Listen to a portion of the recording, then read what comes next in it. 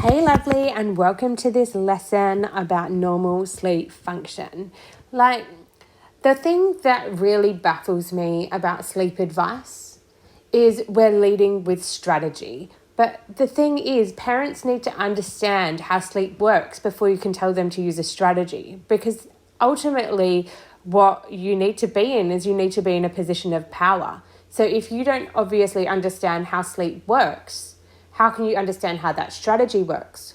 Which means then how can you be confident in implementing your strategy, right? So obviously we need to start a little bit before we're even talking about strategy, and we have to help you to understand how it actually works, right? So I'm going to go through in this lesson things about sleep that you need to have as a foundation for understanding how your strategy is actually going to be effective for your child so that you can parent them confidently and you can obviously support their normal neurological sleep habits, okay?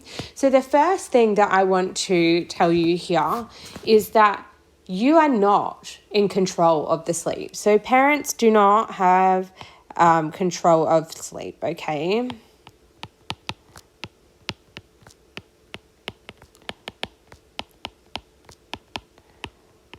This is the very most important thing that you have to remember. You cannot make your child sleep.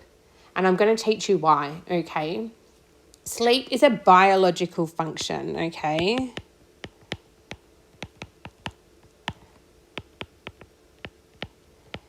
And I want to go into this a little bit more. Biological functions also include things like eating, drinking,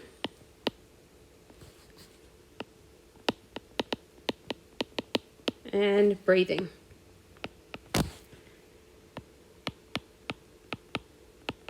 Right? So ultimately, we have these biological functions and ultimately we should expect them to work. Now, sleep does work when there's nothing in the way. There are normal, totally normal infant and toddler and preschooler biological sleep patterns that just will work, just like you breathe, right? So ultimately, this is why I'm so against the old school main message that we're giving to people about sleep, that ultimately, if it's not working, separating from your child and actually having them work it out themselves is the answer. Because ultimately, think about it like this. If you had a breathing problem, there is absolutely no way that we would say, hey, just go over there by yourself and see if you can work it out. It sounds ludicrous, right? Why are we saying that about sleep problems? So ultimately, if it is actually not working, instead of actually saying the strategy is the problem, instead of actually saying that there needs to be a tweak on the strategy, we have to ask why. So that's why I want to teach you how sleep works properly, because fingers crossed, you're in the 80% of people. So 80% of children will absolutely nail this strategy because it will just work. Why? Because they have normal sleep. 20% will not. And the reason why is because there's more investigating. But this strategy here that I'm going to teach you is obviously going to help you to understand whether you're an 80% or on the 20% and whether this is just going to work because it's going to work with your child's biological function, or whether it's not going to work because something is working against your child's biological function. So given that, we have two body mechanisms that I want you to understand. The very first body mechanism is the homeostatic sleep drive.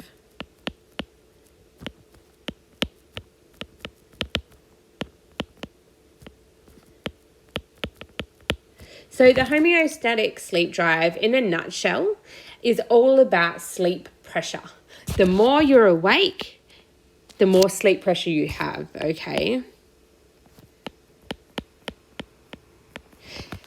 So ultimately, we're then thinking about adenosine here being the hormone. And we would really love for it to be that simple. You stay awake for longer, you're more tired, right? But unfortunately, this is not the case, because then the homeostatic sleep drives will work in opposition with the circadian rhythm.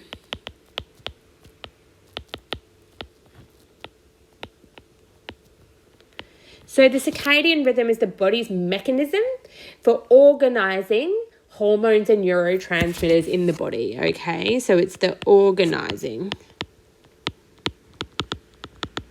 So what I'm talking about there is it will actually send you tired signals when you're supposed to be tired. It will then send you wake-up signals when you're supposed to wake up. It will then send you antidiuretic signals so that you don't need to go to the toilet all night long. It will then send you hunger signals when you're supposed to be hungry, right? So ultimately it organizes your hormones and neurotransmitters to help your body to do this, right? However, like I said, these guys work in opposition to each other. And what that then creates is a pattern that kind of looks like a wave, right? Bad drawing, sorry, but ultimately that means that there's dips across the day, and we as adults, we know these as 3:30itis, right? So babies have more dips across the day, and those dips are called biological sleep windows, and ultimately a biological sleep window happens here in the base of these dips, right? And ultimately that is the real sweet spot between our circadian rhythm and our homeostatic sleep drive, where at the very same time, just like magic, we're getting these hormones and neurotransmitters that tell us to sleep, and we have the sleep pressure at a high point all at once, right? So these are actually literally like divine moments, as you probably already know, when we're applying the science over the top of what happens to your baby of when they're actually ready to sleep, okay? So when we're understanding that ultimately your child's sleep is driven by the sleep pressure and the organization of their hormones and neurotransmitters, we can really start separating that forcefulness of us actually then intervening in this sleep, right? I really, really want to have in your mind, sleep and breathing are the same.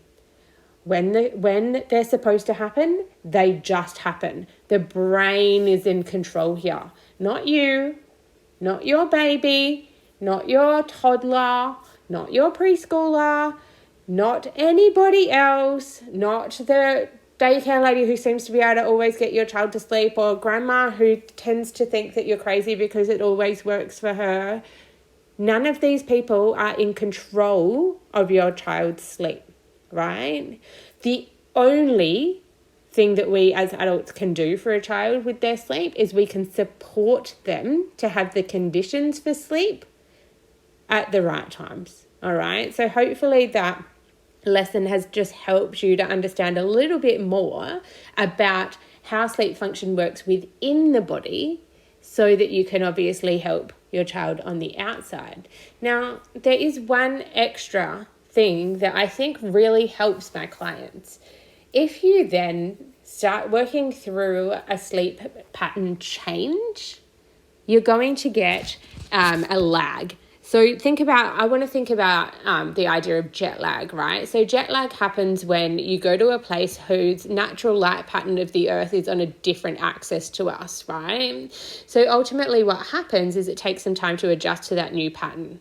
Now, changing a sleep pattern for a child is the same as jet lag, but a less severe version, all right? So the circadian rhythm works in 10 to 15-minute blocks, okay? If you are moving something more than 10 to 15 minutes, it then will take the circadian rhythm 3 to 5 days to catch up, right? So what I want you to imagine here is, let's just say that at the moment, you've learned something about your child's sleep pattern that you can change to make it work better, right? It is going to take 3 to 5 days to even look like it's going to start working, okay? So what you need to do is you need to make sure that your child is supported very well in this time, because it's like they've got a little bit of jet lag because their whole body is reorganizing those hormones and neurotransmitters to put into the new spot so that it can give the hormones and neurotransmitters at the right time for your little person, right? And I guess this is so confusing for parents, because ultimately the body is going to keep repeating that pattern over and over again if it's useful or not, okay? let's just say that a child has far too much awake time, and that's the reason why they're not sleeping very well, right? It's causing them to be overtired. Now, regardless of whether it's working or not, if the body's used to this amount of awake time, it's still going to send the hormones and neurotransmitters for sleep at the same time. So if we're then going, okay, brainwave, we need to settle them earlier, it's not going to work for 3 to 5 days because the body needs to catch up with the change that you're making, okay? I guess it's actually really important to also then point out the circadian rhythm. Oh, I'm running out of room. It's okay. Is set by food, light, and social interaction. All right, so ultimately the circadian rhythm set by food, light, and social interaction, that is the recipe for actually making a change. So let's just say that this is your child who has far too much awake time for their age, and you're aiming to bring back that awake time and make it shorter. Remembering that, we then want to actually have no food, low-level light, and low-level social interaction.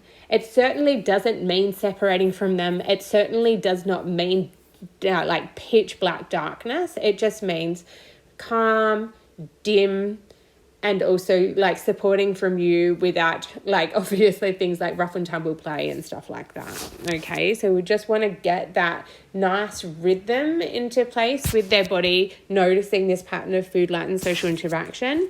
And remember, it takes that 3 to 5 days to make changes. All right, thanks for joining me for this lesson, and I'll see you in the next one. Bye.